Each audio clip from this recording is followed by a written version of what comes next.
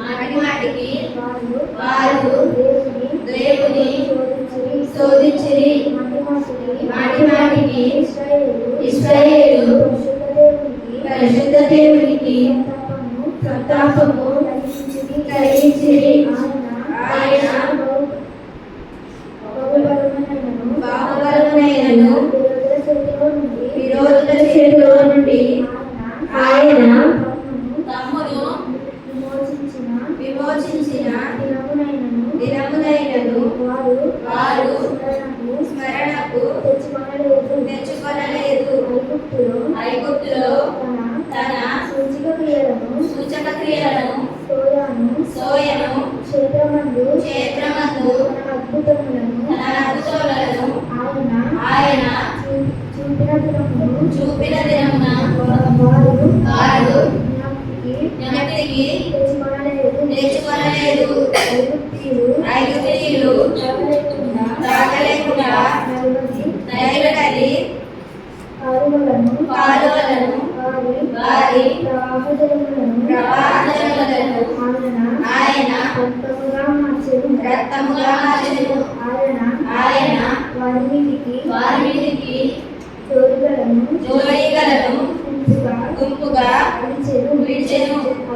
అవి వారిని తిరిగివేసెను. కప్పలను విడిచెను. అవి వారిని నాశనం చేసెను. ఆయన వారి పంటను చీడపురుగులకిచ్చెను. వారి కష్టపదములను మిడతల కప్పగించెను. వడగండ్ల చేత వారి ద్రాక్ష తీగెలను హిమము చేత వారి మేడి చెట్లను ఆయన పాడు చేసెను. వారి పశువులను వడగండ్ల పాలు చేసెను.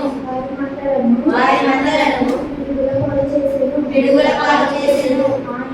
ఆయన ఉపద్రవము కలుగజేయు దూతల సేనగా తన కోపాగ్ని ఉగ్రతను మహోగ్రతను శ్రమను వారి మీద విడిచెను. తన కోపమునకు ఆయన త్రోవ చదును చేసెను. మరణము నుండి వారి ప్రాణమును తప్పింపక వారి జీవమును తెగులునకు అప్పగించెను.